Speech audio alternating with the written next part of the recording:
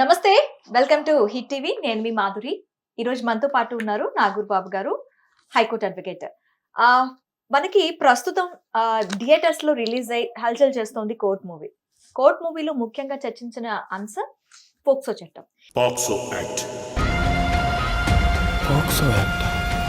ఈ పోక్సో చట్టంలో చాలా వరకు కూడాను తెలియని లూప్స్ లైన్స్ ఉండటంతో ఇది మిస్యూజ్ అవుతుందని కొంతమంది, సరిగ్గా అమలు అవుతుందని కొంతమంది, ఈ అమలు కావటం వల్లే చాలా వరకు క్రైమ్ రేట్ తగ్గిందని కొంతమంది అంటున్నారు. అసలు ఈ పోక్సో చట్టం వేశారు అనంగానే ఒక షాక్ అందరిలో ఉంటుంది. అసలు పోక్సో చట్టం అమలు చేస్తున్నారు అంటే ఎందుకు అంత భయపడుతున్నారు? ఆ చట్టంలో ఏముంది?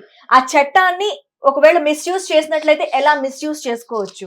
దీన్ని సరిగ్గా యూజ్ చేసుకున్నట్లయితే క్రైమ్ రేట్ ని ఇంకా ఎంతవరకు తగ్గించవచ్చు?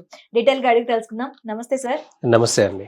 సార్, పోక్సో మన కోర్ట్ మూవీలో వచ్చిన తర్వాత ఆ మూవీ చూస్తున్నంతసేపు దీని మీద అవేర్నెస్ లేదు అని అనిపించింది. సో ఆ అవేర్నెస్ కోసం అని చెప్పి ఈ వీడియో చేయటం, మిమ్మల్ని పిలవటం జరుగుతుంది. సో అసలు ఈ పోక్సో చట్టం ఏం చెప్తుంది ఫస్ట్? సో పోక్సో చట్టం ఏం చెప్తుంది అనే దానికన్నా కూడా మనం కొన్ని రియల్ ఇన్సిడెంట్స్ తీసుకొని వెళ్తే చాలా బాగుంటుందండి. అసలు ఈ చట్టం ఎందుకు చేయాల్సి వచ్చింది అని అనేది. భారతదేశంలో అంటే పర్టికులర్గా ఉత్తర భారతదేశంలో చిన్న పిల్లల మీద, వాళ్ళకి చదువుకునే పిల్లలు తక్కువ శాతం ఉండడం, ఎడ్యుకేషన్ అంటే లిటరసీ శాతం చాలా చాలా తక్కువగా ఉన్నటువంటి స్టేట్స్లో చిన్న పిల్లల మీద లైంగిక దాడులు ఎక్కువగా జరుగుతున్నాయి అనే స్టాటిస్టికల్ ఇన్ఫర్మేషన్ రావటం వల్ల 2012లో ఈ చట్టాన్ని, పోక్సో చట్టాన్ని తీసుకొని రావడం జరిగింది. దాని తర్వాత 2019లో దీన్ని ఇంకా స్ట్రాంగ్గా అమెండ్ చేసి క్లియర్గా ఎస్టాబ్లిష్ చేశారు. శిక్షలు ఎలా ఉంటాయి, పనిష్మెంట్స్ ఎలా ఉంటాయి అనేది. సో ఈ చట్టం ఏం చెప్తుంది అని మనం క్లియర్గా చూసుకునే ముందు ఒక రియల్ ఇన్సిడెంట్ మనం చూద్దాం. 7 months బిఫోర్ మహారాష్ట్రలోని తానే బద్లాపూర్ అనే ఒక విలేజ్లో 4 సంవత్సరాల 2 పసిపాపలు అంటే స్కూల్కి అప్పుడే అలవాటు చేస్తుంటారు, మేబీ ఎల్కేజీనో అలా అయ్యి ఉండొచ్చు. స్కూల్ టాయిలెట్ లో ఉండగా స్వీపర్ వాళ్ళ ఇద్దరి మీద లైంగిక దాడి చేశాడు. స్వీపర్ ఏజ్ ఎంత అండి? పెద్దతనే కదా స్వీపర్ అంటే. ఆ 2 పసిపిల్లల్లో ఏం కనపడిందండి వాడికి దాడి చేయడానికి? వాళ్ళ మైండ్ సెట్ అంటే మానసిక వికలాంగులు అనుకోవచ్చే వాళ్ళని. మానసిక వికలాంగులు కాదు వీళ్ళేంటంటే, ఇంకా విపరీతమైన చిన్నపిల్ల లేదు, ఇంకొకళ్ళ లేదు, వాళ్ళ కామవాంఛ తీర్చుకోవాల్సిందే. చిన్నపిల్లలు కదా, మాట్లాడలేరు కదా, చెప్పలేరు కదా, భయపెట్టి ఆపొచ్చు కదా. ఆ ఇద్దరేనా ఇంకెవరైనా ఉన్నారా? తెలియకుండా ఉండుండొచ్చు. ఇద్దరు బయటకు వచ్చి, అందులో ఒక పాపకు ఫీవర్ వచ్చి ఇంట్లో చెప్పలేని పరిస్థితిలో ఉంది. ఎందుకు ఆరోగ్యం పాడైందో తల్లిదండ్రులకు తెలియదు. ఇంకొక పాప ఇలా అని చెప్తే తెలుసుకొని స్కూల్ యాజమాన్యం దగ్గరికి వెళ్ళి ప్రశ్నిస్తే వాళ్ళు ఎలాంటి చర్య తీసుకోవాలా? పోలీస్ స్టేషన్కి వెళ్ళి కంప్లైంట్ ఇస్తే 18 గంటల తర్వాత ఎఫ్ఐఆర్ నమోదు చేశారు.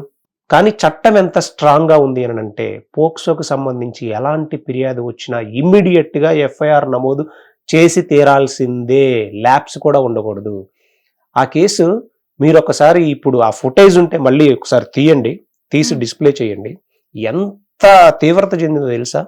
ఎంత రెవల్యూషన్ వచ్చిందంటే దాని ద్వారా ప్రజలందరూ తానే నుంచి బయటకు వచ్చేసేసి, మహారాష్ట్ర రైల్వే స్టేషన్ ట్రాక్స్ మీదకి వచ్చేసేసి, స్కూళ్ళ ముందు కొన్ని వేల మంది జనాభా వచ్చేసేసి బయటకు వచ్చేసేసి పసిపిల్లల మీద ఈ దాడి ఏంటి అని ఇంతది చేసి ఆ స్కూల్ హెడ్ మాస్టర్ని, ప్రిన్సిపల్స్ని, ఆ స్కూల్ స్టాఫ్ మొత్తాన్ని సస్పెండ్ చేసేశారు. అండ్ పోలీస్ ఆఫీసరు 18 గంటలు ఎఫ్ఐఆర్ నమోదు చేయడానికి తను డిలే చేసినందుకు అతన్ని ట్రాన్స్ఫర్ చేశారు. దాని మీద సిట్ ఎంక్వైరీ చేశారు. పసిపిల్లల మీద ఏ రేంజ్ లో ఇండియా వైడ్ గా ఈ చట్టం వచ్చిన దగ్గర నుంచి దాడి జరుగుతుంది మన ఒక స్టాటిస్టిక్స్ ఒకసారి చూద్దాం. రాజ్యసభలో ఇది ఒక్క నిమిషం, ఇది ఏ ఇయర్ లో ఈ చట్టాన్ని చేయటం జరిగింది? 2012లో జరిగింది. 2012లో ఈ చట్టం వచ్చిన దగ్గర నుంచి మాత్రమే ఎన్ని క్రైమ్స్ రిజిస్టర్ అయినాయో మనకు చూస్తే ఇండియా వైడ్ గా దీని తీవ్రత ఎంత ఉంది, భారతదేశంలో ఎంతమంది పిల్లల మీద ఈ రకంగా లైంగిక దాడులు జరుగుతున్నాయి అనేది మనకు తెలుస్తుంది. ఒక్కసారి స్టాటిస్టిక్స్ చూద్దాం. 2019లో రాజ్యసభలో క్వశ్చన్ అడిగారు. గవర్నమెంట్ ఆఫ్ ఇండియా రాజ్యసభలో క్వశ్చన్ అడిగితే అసలు ఎన్ని కేసులు, ఈ స్టాటిస్టిక్స్ ఏంటి, పోక్సో చట్టం ద్వారా ఎన్ని నమోదైనాయి, ఎన్ని పెండింగ్ ఉన్నాయి, స్టేట్ వైడ్ గా స్టాటిస్టిక్స్ ఇవ్వండి అంటే ఆ క్వశ్చన్ కి ఆన్సర్ ఏమి ఇచ్చారంటే, ఇప్పటి వరకు భారతదేశంలో అంటే 2019 స్టాటిస్టిక్స్ ఇవి 2,99,759 కేసులు, పోక్సో కేసులు నమోదైంది. 2,90,000 పైచీలుక అక్షరాల 2,90,000. అది 2019. ఇప్పుడు ఎంతలో ఉన్నాం మనం? 2025. దాదాపు 4,05,00,000 కేసులు భారతదేశం మొత్తం మీద పసిపిల్లల పైన, మైనర్స్ పైన లైంగిక దాడులు జరిగినవి. దానిలో ఎన్ని అప్పుడు స్టాటిస్టిక్స్ ప్రకారం ఎన్ని 2012 నుంచి 2000 బిట్వీన్ 2012 నుంచి 2019 మధ్య కాలంలోనే 3 లక్షల కేసులు నమోదైనవి. 3 లక్షల మంది మైనర్ల మీద లైంగిక దాడి జరిగింది. మరి ఎలా ఎటుపోతుంది మన దేశం? 4 సంవత్సరాల పసిపిల్లల్లో ఏం కనపడింది మీకు? అంతెందుకు, చాలా చూశాం కదా. 3 సంవత్సరాల పసికందుల మీద దాడి చేసిన ఇన్సిడెంట్స్ లేవా? 6 నెలల పసికందు, ఆఖరికి 17 సంవత్సరాల పిల్లల్లోకి ఎంతో మంది. మీరు ఎన్ని ఇన్సిడెంట్స్ తీయండి. స్కూల్కి వెళ్తే స్కూల్ టీచరు, ఇంట్లో ఉంటే ఎవడో తెలియని బంధువులు. ఎక్కడుంది భద్రత పిల్లలకి? ఎంత అవేర్నెస్ ఉన్నా గానీ మీరు నమ్మరు. అసలు నాగూర్ బాబు గారు, నాట్ ఓన్లీ అమ్మాయిలండి. మొన్న రీసెంట్ గా నేను ఒక 6 months బ్యాక్ ఒక కిరాణా షాప్ అబ్బాయి కిరాణా షాప్ నడుపుకుంటాడు. వాడి షాప్ కి వెళ్ళిన అమ్మాయిలు, అబ్బాయిలు బిలో 8 years వాళ్ళ మీద లైంగిక దాడి. ఒక అబ్బాయి జ్వరం పెట్టుకుని భయపడుతూ ఉంటే వాడిని అడిగితే ఇలా నా మీద అటెంప్ట్ చేశారు. అప్పుడు ఊర్లో అందరూ, ఆ పిల్లలందరూ అందరినీ అడగడం స్టార్ట్ చేశారంట. అవును అవును అవును, దాదాపు 30 మంది పిల్లల మీద లైంగిక దాడి చేశాడు. పరారీ అయిపోయాడు. అంత బయటకు వచ్చిన తర్వాత మీరు వినే ఉంటారు. 6 months బ్యాక్ జరిగిన స్టోరీ. ఇది ఇంచుమించు నార్థన్ స్టేటే, మహారాష్ట్ర ఆర్ ఉత్తరప్రదేశ్ అయితే ఆట. ఈ దీంట్లో అసలు వాళ్ళలో ఈ పైశాచికత్వం లేకపోతే ఆ మైండ్, స్టేట్ ఆఫ్ మైండ్ ఎలా ఉంటుంది? మీరు చాలా మందిని చూసుంటారు అలాంటి దాడులు పాల్పడడం. వాళ్ళ స్టేట్ ఆఫ్ మైండ్ ఏంటి? ఎందుకు అట్లా దాడులకి పాల్పడుతూ ఉంటారు? ఇది సైకలాజికల్ డిజార్డర్ అని మనం అనుకోకూడదండి. ఓకే, ఇది పిచ్చి. ఇది పైశాచికత్వంతో పిల్లలైతేనే నోరు తెరవరు, ఎవరికి చెప్పరు. 30 మంది మీద దాడి జరిగిందాకా ఎవరికి తెలియలేదంటే వాళ్ళు చెప్పకపోబట్టే కదా. ఆ పరిస్థితి తెలుసుకోరు, చెప్పుకోలేని భయంలో వాళ్ళు ఉన్నారు కాబట్టి, భయపెట్టితే భయపడ్డారు కాబట్టే. మీరు భయపడతారా? ఒక మెచ్యూరిటీ ఉన్న పర్సన్స్ వాళ్ళ మీద ఎవరైనా భయపడితే మీరు భయపడతారా? పిల్లలు భయపడతారండి. తండ్రికి భయపడతారు, తల్లికి భయపడతారు, టీచర్కి భయపడతారు, బంధువులకి భయపడతారు, బయట స్నేహితులు ఎవరైనా బెదిరిస్తే భయపడతారు, చీకట్లో ఉన్నా భయపడతారు, వెలుగులో ఉన్నా భయపడతారు, బల్లిని చూసినా భయపడతారు. అది పిల్లల మైండ్ సెట్ అలా ఉంటుంది. సో ఆ మైండ్ సెట్ ని అడ్వాంటేజ్ గా తీసుకొని వీళ్ళైతే ఎవరికి చెప్పరు, ఎవరికి చెప్పుకోలేరు. పేరెంట్స్ కూడా చెప్పకుండా అవసరమైతే మనం భయపెట్టి మన కామవాంఛ తీర్చుకోవచ్చు అనే మైండ్ సెట్ లో ఉన్నారు కాబట్టి ఇలాంటి దాడులు జరుగుతున్నాయి. చెప్తుంది ఏంటి అంటే అబ్బాయిల మీద కూడా అందుకే పోక్సోలో చాలా క్లియర్ గా ఇప్పటి వరకు ప్రజలకి తెలియని విషయం ఏంటంటే 18 సంవత్సరాల లోపు అబ్బాయిల మీద జరిగిన, అమ్మాయిల మీద జరిగిన పోక్సో చట్టం అప్లికబుల్ అవుతుంది. ఇది కేవలం మహిళల కోసం మాత్రమే చేసిన చట్టం కాదు. 18 సంవత్సరాల లోపు పసిపిల్లల మీద గాని, అబ్బాయిలైనా ఉండొచ్చు, జెండర్ ఈక్వాలిటీ ఉంది. ఎవరి మీద జరిగినా గాని పోక్సో ప్రకారం కేసు నమోదు చేయొచ్చు. ఉత్తరాది స్టేట్స్ లోనే మనం ఈ స్టాటిస్టిక్స్ ఒకసారి చూస్తే, ఉత్తరప్రదేశ్ లోనే 2019లో 19 వరకు 90,000కు పైగా కేసులు నమోదైనవి కేవలం ఉత్తరప్రదేశ్ లో.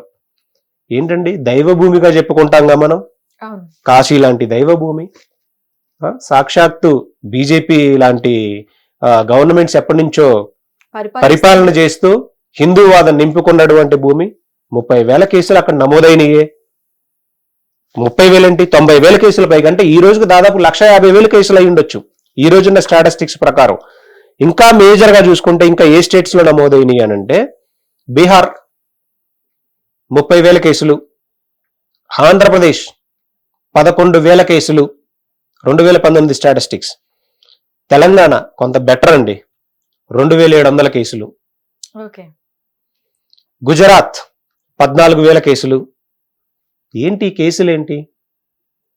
ఎంతమంది మహిళల మీద, మహిళలు అంటాం కన్నా కూడా చిన్న పిల్లల మీద, మైనర్ల మీద దాడి జరుగుతూ ఉంది? ఏ రకంగా వీళ్ళని హింసిస్తున్నారు? మరి పోక్సో చట్టం అంత కఠినంగా ఉండడంలో తప్పేమీ లేదు, ఓకే.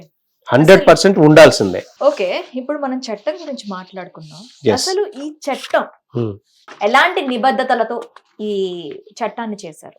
ఈ చట్టాన్ని చేయడానికి ప్రధాన కారణం ఏంటంటే చిన్న పిల్లలకి భద్రత పెంచడం కోసం, సమాజంలో లైంగిక నేరాల గురించి అవగాహన కల్పించి నేరస్తులకి కఠిన శిక్షలు ఉన్నాయి, నేరస్తులు ఖచ్చితంగా శిక్షింపబడతారు, తల్లిదండ్రులు, ఉపాధ్యాయులు, సమాజంలో ఉన్న ప్రతి ఒక్కరూ బాధ్యతాయుతంగా ప్రవర్తించాలని నెసెసిటీ ఉంది అన్న ముఖ్య ఉద్దేశంతో ఈ చట్టం చేయడం జరిగింది.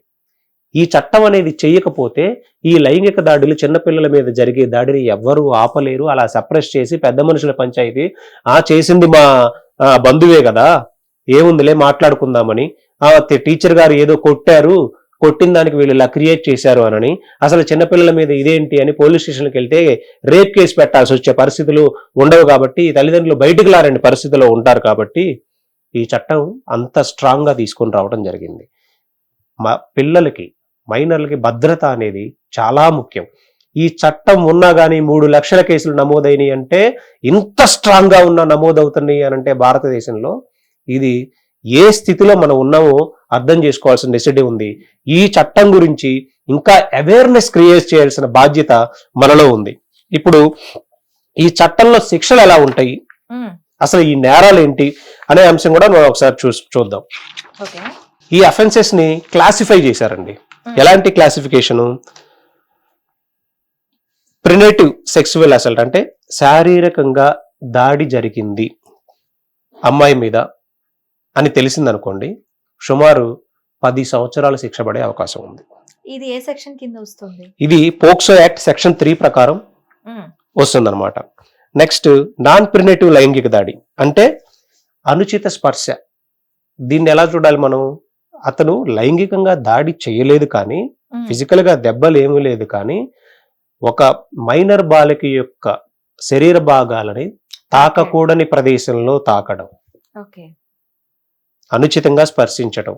ఇప్పుడు అది బంధువులైనా అయ్యి ఉండొచ్చు, టీచర్ అయినా అయ్యి ఉండొచ్చు, తెలిసిన వ్యక్తి అయినా అయ్యి ఉండొచ్చు, ఆటో ఎక్కించుకొని తీసుకొని వెళ్ళే, స్కూల్కి తీసుకొని వెళ్ళే ఆటో డ్రైవర్ అయినా అయ్యి ఉండొచ్చు, బస్ డ్రైవర్ అయినా ఉండొచ్చు, అసలు తెలియని పర్సన్ అయినా ఉండొచ్చు. మీరు చెప్పారు కదా కిరాణా షాప్కి వెళ్తే 30 మంది మీద దాడి జరిగింది అని, ఆ కిరాణా వ్యక్తి కూడా అయ్యి ఉండొచ్చు.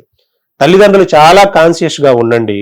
ఎవరైనా సరే అనుచితంగా, అందుకే స్కూళ్ళల్లో కూడా ఇప్పుడు గుడ్ టచ్, బ్యాడ్ టచ్ అనేది పిల్లలకు నేర్పిస్తూ ఉన్నారు. ప్రభుత్వ పాఠశాలల్లో కూడా దీన్ని ఇంప్లిమెంట్ చేయాలి, చేస్తున్నారండి. డెఫినెట్ గా good touch and bad touch మీద చాలా వరకు పిల్లలకి అవేర్నెస్ అనేది అయితే క్రియేట్ చేస్తున్నారు స్కూల్స్. ఆ విషయంలో హ్యాట్స్ ఆఫ్ చెప్పుకోవాలి. స్కూల్స్, ప్రభుత్వ పాఠశాలల్లో చేయాలి, పేరెంట్స్ చేయాలి గుడ్ టచ్, బ్యాడ్ టచ్ గురించి. నెక్స్ట్ ఇంకా అవేర్నెస్ అనేది త్రూ మీడియా ద్వారా, వీటన్నిటి ద్వారా క్రియేట్ చేయాల్సిన నెసెసిటీ ఉంది. మీరు చెప్పినట్టుగా ఇంత అవేర్నెస్ క్రియేట్ అవుతూనే ఉన్నా కానీ సంవత్సరానికి ఇంకా 100,000 ఇన్సిడెంట్స్ జరుగుతూనే ఉన్నాయి, 100,000 ఎఫ్ఐఆర్లు నమోదవుతూనే ఉన్నాయి. వీళ్ళకి గుడ్ టచ్, బ్యాడ్ టచ్ తెలియటం వల్ల చాలా కేసులు ఇంకా బయటకు వస్తూ ఉన్నాయి, ఇంకా నమోదవుతున్నాయి. తెలిసినా తెలియకపోయినా ఇంకా చాలా సప్రెస్ చేసినవి చాలా ఉంటున్నాయి ఇక్కడ. సో మనకి నెక్స్ట్ ఏం చెప్తుంది మీకు? ఒక ఆల్రెడీ నాన్ ప్రివెంటివ్ అనేది చెప్పాం అనమాట.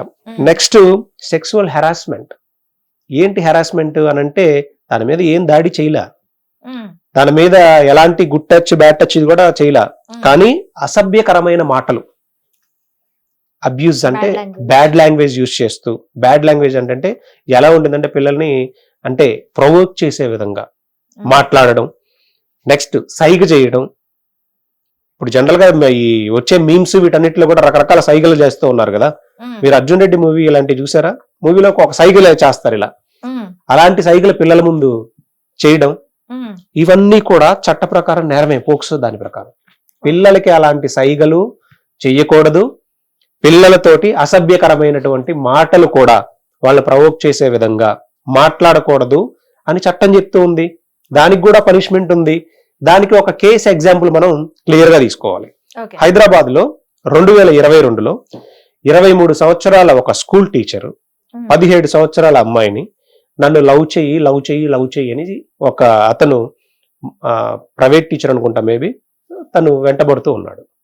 డైలీ హెరాస్ చేయడం అంటే కేవలం మాటలతోటి మాత్రమే, నన్ను లవ్ చెయ్యి, నువ్వంటే నాకు ఇష్టం అని వెంటబడుతూ ఉన్నాడు. అది ఏ స్థాయికి వెళ్ళింది అని అంటే, తన ఇంటికి వెళ్ళి, అమ్మాయి వాళ్ళ ఇంటికి వెళ్ళి తన ఫ్రెండ్ని తీసుకొని వెళ్ళి తన మీద నువ్వు నన్ను లవ్ చేస్తావా లేదా అని గట్టిగా గొడవ పెట్టుకున్నటువంటి ఇన్సిడెంట్ జరిగింది. సో ఆ అమ్మాయి 17 సంవత్సరాల లోపు ఉంది కాబట్టి నువ్వు అలా మాట్లాడి తనని మాటలతోటి అసభ్యకరంగా నువ్వు నన్ను లవ్ చెయ్యి అని ప్రవోక్ చేసినందుకు, తన కాల్స్ రికార్డ్ చేసినందుకు వీటన్నిటికి పోక్సో యాక్ట్ కింద కేసు పెట్టారు. వాళ్ళ ఇద్దరికి 3 సంవత్సరాల జైలు శిక్ష పడింది, 20,000 రూపాయలు ఫైన్ వేశారు. వెళ్ళిన ఫ్రెండ్కి కూడా. ఎందుకు? అమ్మాయి మైనర్ కాబట్టి. ఇక్కడ ఏమన్నా అసల్ట్ ఉందా అంటే దాడి ఏమన్నా జరిగిందా? దాడేమీ లేదు.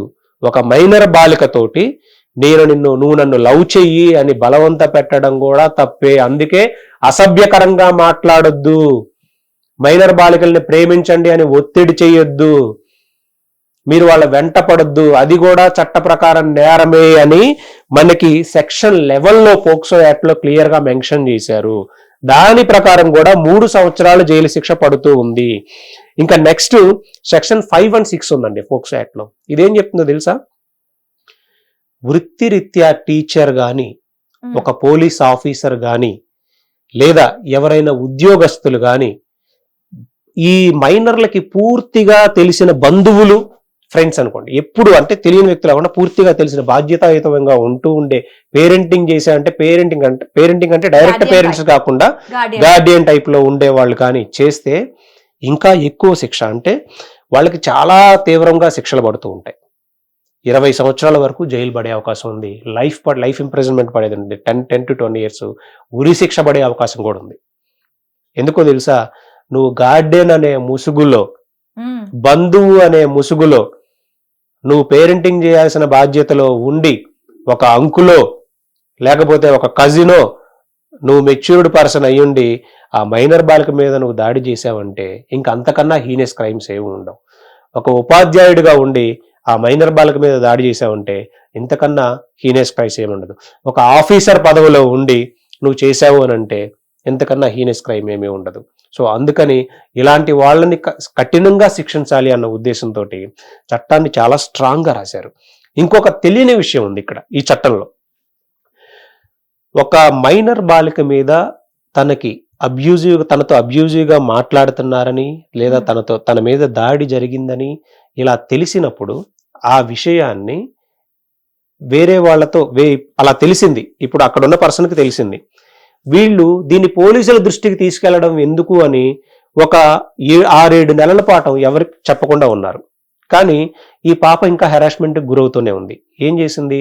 తను వేరే వాళ్ళకి చెప్పింది.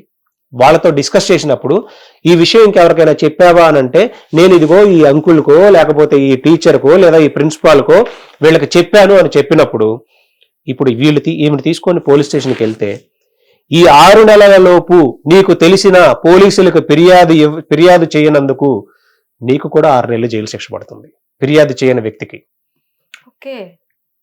ఇప్పుడు మీకో నాకో ఇంకొక పర్సన్కో ఒక పాప మీద లైంగిక దాడి గాని, తనతో ఇలా మాట్లాడారని గాని, అబ్యూజివ్ గా మాట్లాడారని గాని, సెక్షువల్ హెరాస్ చేశారని గాని తెలిసినప్పుడు 6 నెలల కాలంలోపు పోలీసులకు మనకు రిపోర్ట్ చేయాల్సిన బాధ్యత మన మీద ఉంది.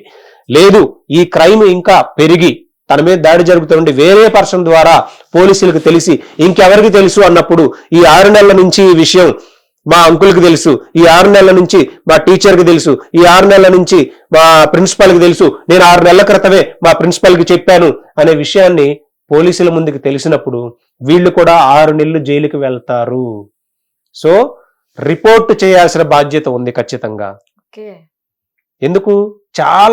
చాలా కేసెస్ లో చిన్నపిల్ల ఎందుకు బయటకు తీసుకొని రావటం, మీడియాస్లో వీటిల్లో అంతా అయింది, పిల్లల జీవితాలు నాశనం అయిపోతాయి, కుటుంబ పరువు, ప్రతిష్ట అని చాలా వరకు ఫ్యాక్ట్స్ అనేవి సప్రెస్ చేసేస్తూ ఉంటారు.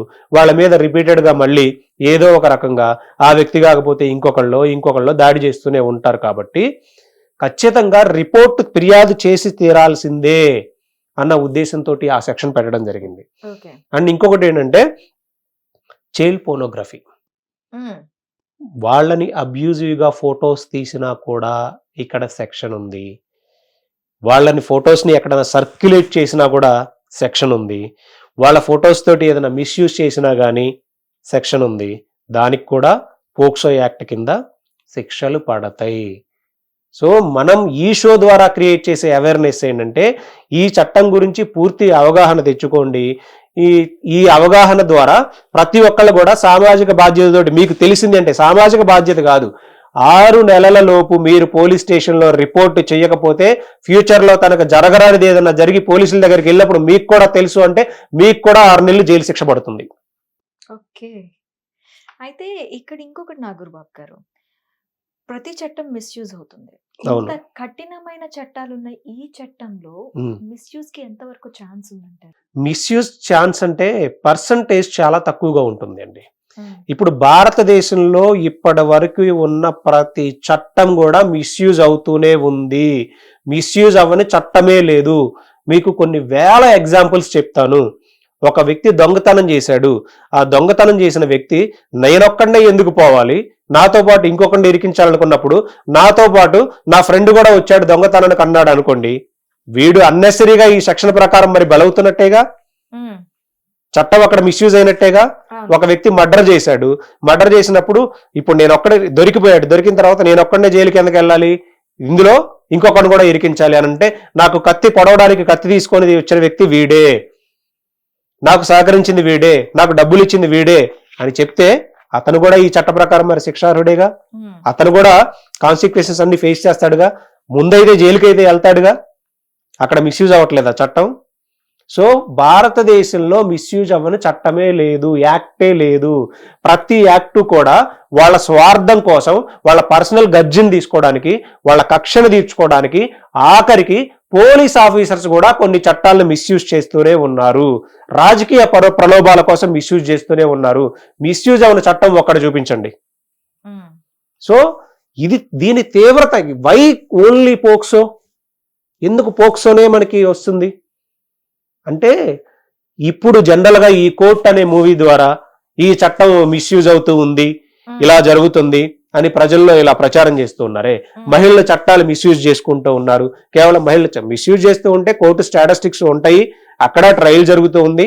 అక్కడ మిస్యూజ్ చేసినంత మాత్రాన జడ్జి గారు ఏమి డైరెక్ట్ గా శిక్ష పనిష్మెంట్ ఏమీ వేయలేదు. వాళ్ళు కూడా సాక్ష్యాలు, ఆధారాలు, ట్రయల్ అన్ని పరిశీలించిన తర్వాతే ఒక జడ్జిమెంట్ అనేది వస్తుంది. సో ఇక్కడ కూడా ఈ మర్డర్ కేసెస్ లో కూడా ఎవరినన్నా ఫాల్స్ గా ఇంప్లికేట్ చేసినప్పుడు అక్కడ ట్రయల్ జరుగుతుంది, అక్కడ ఎవిడెన్సెస్ అన్ని చేయాల్సింది ఉంది. కాకపోతే అప్పటి వరకు మాత్రం తను ఆ కాన్సిక్వెన్సెస్ అయితే ఫేస్ చేస్తూనే ఉంటాడు. సో ఇండియాలో ప్రతి చట్టం మిస్యూజ్ అవుతూనే ఉంటుంది. మనం పోక్సోనే లేకపోతే ఇలాంటి వాటిని ఎక్కువగా టార్గెట్ చేయాల్సిన నెసెసిటీ ఏం లేదు. ఏ చట్టమైనా అవుతుంది, ఎంతో కొంత పర్సంటేజ్ లో అయితే అవుతూనే ఉంటుంది. అది ఇంత పర్సంటేజ్ అని మనం మెజర్ చేయలేము, కానీ పర్సంటేజ్ అయితే మిస్యూజ్ అవుతూనే ఉంటుంది. అందుకే పోక్సోకి పర్టికులర్ గా ఫాస్ట్ ట్రాక్ కోర్ట్స్ అనేవి పెట్టారు కొన్ని స్టేట్స్ లో. ఆంధ్రప్రదేశ్ లో ఫాస్ట్ ట్రాక్ కోర్ట్స్ ఉన్నాయి, తెలంగాణలో ఫాస్ట్ ట్రాక్ కోర్ట్స్ ఉన్నాయి. ఈ కోర్ట్స్ ప్రకారం ఏంటి, 6 నెలల్లోపు జడ్జిమెంట్ రావాల్సిందే, త్వరగా రావాలి నిర్ణయం అన్న ఉద్దేశంతో ఫాస్ట్ ట్రాక్ కోర్ట్స్ మనకు పెట్టారనమాట. థ్యాంక్ యూ సో మచ్ అండి. హిట్ టీవీ యాప్, ఇందులో short news, live news, entertainment shows, movies, digital magazines తో పాటు మీ జిల్లా వార్తలను కూడా ఫ్రీగా చూడొచ్చు. అంతేకాదు కేజీ నుంచి పీజీ వరకు విద్యార్థులకు స్కాలర్షిప్ కూడా అందిస్తున్నాం. ప్రతి వారం 10 మందికి లక్కీ డ్రా ద్వారా ఒక్కొక్కరికి 10,000 రూపాయలు అందిస్తున్నాం. ఇంకెందుకు ఆలస్యం, వెంటనే హిట్ టీవీ యాప్ ని డౌన్లోడ్ చేసుకుని ఫ్రీగా ఎంటర్టైన్మెంట్ పొందండి. Hit TV app. Hit TV app. Please download hit TV app. Hit TV app ని ఫ్రీగా డౌన్లోడ్ చేసుకొని ఎంజాయ్ చేయండి. మీకు నచ్చిన ఎంటర్టైన్మెంట్ కోసం హిట్ టీవీ యాప్ ని ఫ్రీగా డౌన్లోడ్ చేసుకుని ఎంజాయ్ చేయండి. హిట్ టీవీ యాప్ ని డౌన్లోడ్ చేసుకుని ఆస్వాదించండి, ఆశీర్వదించండి. ఇంతమంది సెలబ్రిటీలు హిట్ టీవీ యాప్ ని డౌన్లోడ్ చేసుకోండి అని చెప్తున్నారంటే ఎంత మంచి యాప్ ఆలోచించండి. అమెరికా అమెరికా అమెరికా అమెరికాలో చదవాలనుకునే వాళ్ళకి విశ్వసనీయమైన పేరు మన శౌర్య consultancy. UK Law 1 Year Masters. UK Law 1 Year Masters. 2 years work permit up to 5 years visa. Contact Saurya Consultancy. Contact 89851 89851.